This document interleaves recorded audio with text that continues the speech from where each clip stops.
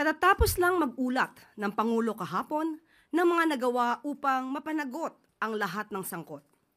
Sa loob lamang ng 3 buwan matapos ibunyag ni Pangulong Ferdinand R. Marcos Jr. ang mga irregularidad sa mga maanumalyang flood control projects ng bansa, marami na ang mga lumutang na personalidad at ang kanilang mga di umanong kinalaman dito.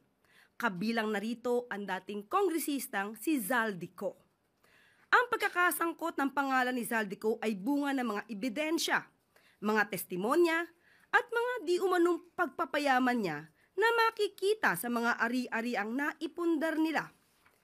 Dahil lumiliit na ang mundo ni Zaldico, kailangan niyang umiwas at iiwas ang sarili at mag-name drop kahit walang katibayan at laway lang ang puhunan.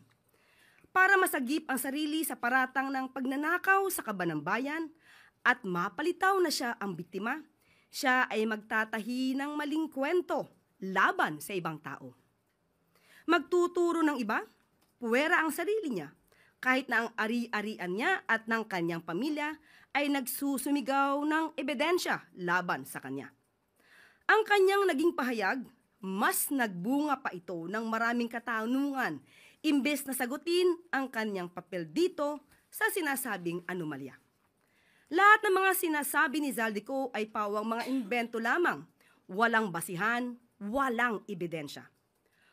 Umuwi muna siya sa Pilipinas at sumpaan ang kanyang mga sinabi at harapin ang mga demanda o kaso laban sa kanya.